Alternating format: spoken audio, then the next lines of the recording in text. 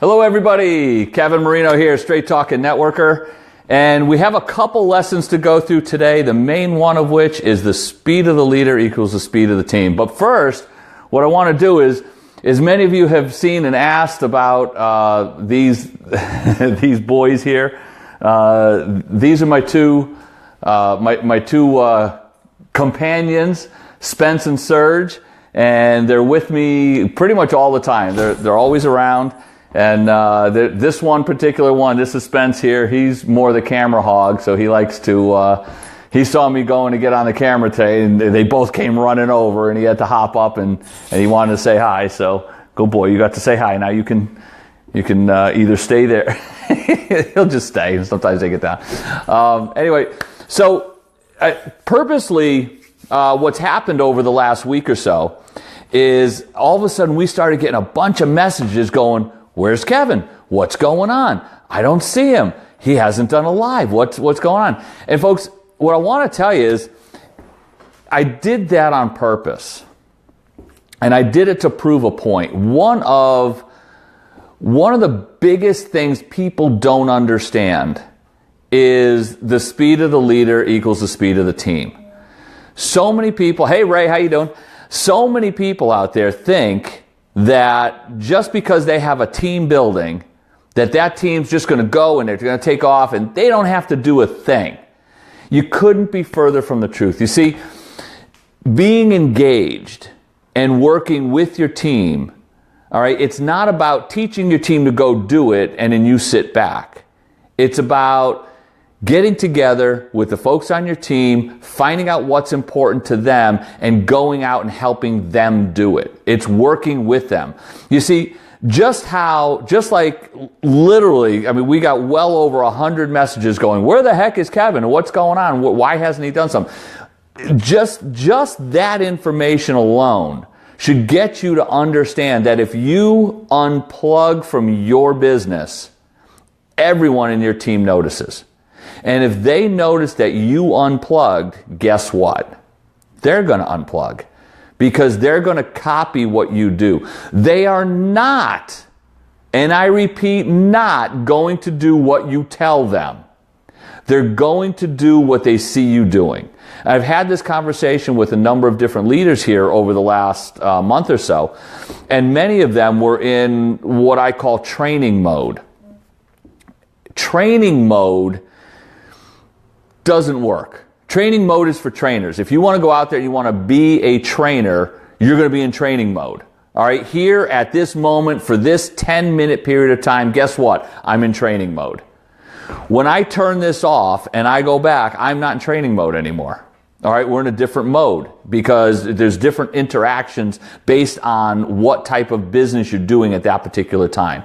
So you need to really understand about what's involved when you're looking at how do you keep your team motivated? How do you keep the interest? How do you keep things moving?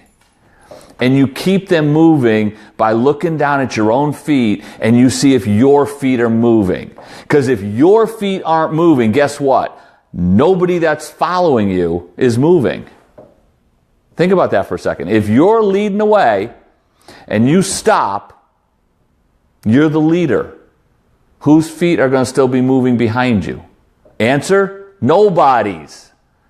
Okay, so that's a very, very important thing to understand. Now understand, if you get out there and you're running and you're doing some videos and you're doing meetings and you're bringing people on and you're helping them. Now, do I say never train anybody? No, we're going to train. We're always going to train people. All right, but we don't get in training mode where training is all we do.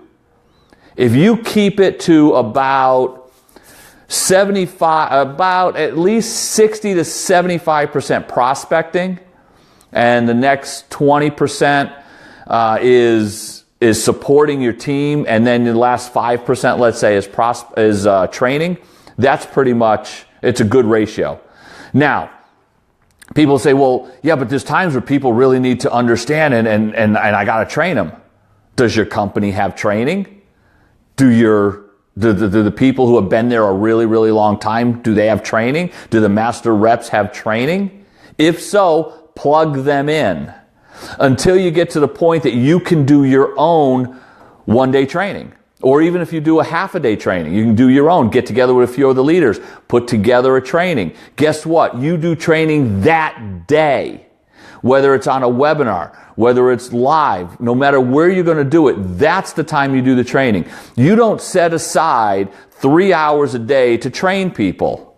If you do that, I will tell you right now, it is a colossal waste of time. Colossal. That's big. Huge, monstrous waste of time. Don't do it. Don't get stuck in that mode. If there's any mode you ever want to get stuck in, that's prospecting mode. Because the faster and harder you're running and prospecting, the faster and harder your team will build, always. There's always people who are going to be there to train. There are always going to be, whether it's corporate, whether it's some of the master reps, the training is going to happen. Don't worry about that. Worry about constantly putting people into that pipeline. If you can constantly put people in that pipeline, your business will continually grow and get bigger. Folks, that's what it's all about. And guess what? The people that are working with you are going to see that. And guess what they're going to do? Exactly what you're doing. And you know what? If they don't, and they turn around and say a month from now or 2 months from now, oh man, I don't know why I'm not doing well. Well, you're not doing well because you're not prospecting. You're not running. The speed of the leader is the speed of the team. So get those feet moving. Get that team moving. This is Kevin Marino saying, have an absolutely incredible day. I am the Straight Talking Networker, and I'll see you again very soon. Take care.